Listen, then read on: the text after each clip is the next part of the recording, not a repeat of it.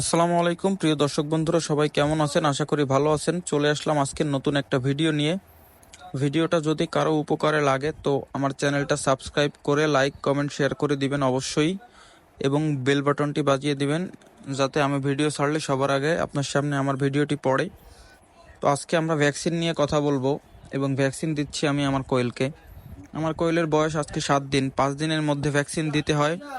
আমি একটা কারণে ভ্যাকসিন 5 দিনের মধ্যে দিতে পারিনি, মানে আমার অন্য একটা ফার্ম থেকে কিছু কোয়েল আসার কথা ছিল, ওগুলো আমার ফার্মে রাখবো। মানে আমি ওগুলো কিনে আনতেছি আমার মানে বাড়ানোর জন্য। আমি আসলে ফার্ম আকারে কোয়েল পালতে চাচ্ছি, তাই তো আবহাওয়া খারাপের কারণে ওই কোয়েলগুলো আমি আনতে পারিনি।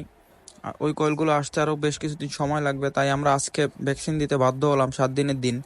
তো আপনারা দেখতে পাচ্ছেন আমরা ভ্যাকসিন চোখে দিচ্ছি।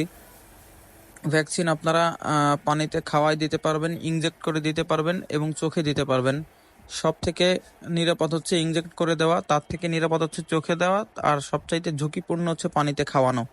এখন অধিকাংশ লোকজনই পানিতে খাওয়াই দিতে বলে বা পানিতে খাওয়াতে চায়, তার কারণ মনে করেন হাজার হাজার পিস যদি কোয়েল হয় সেক্ষেত্রে ইনজেক্ট করা বা চোখে দেওয়া পসিবল হয়ে ওঠে না, তাই পানিতে খাওয়াই দেয়।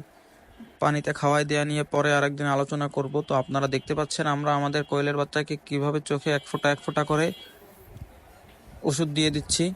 তো ওষুধটা আমরা 3 ml পানিতে গুলিয়ে আমরা চোখে দিয়ে দিচ্ছি। তো এইভাবে করে চোখে দেওয়া শেষ হয়ে যাওয়ার পরেই কোয়েলটা আমরা আলাদা একটা জায়গায় রাখছি, যেন ভ্যাকসিনের কোনো অংশ মাটিতে বা নিচে না পড়ে। যদি মাটিতে বা নিচে পড়ে এই ভ্যাকসিন থেকেই সংক্রামক ছড়াতে পারে, তাতে আরও কোয়েল মারা যাওয়ার চান্স থাকবে।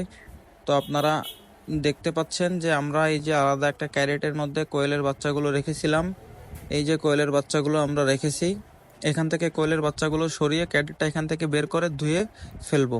তো দেখতে পাচ্ছেন এই হচ্ছে আমাদের ভ্যাকসিন। ধন্যবাদ সবাইকে।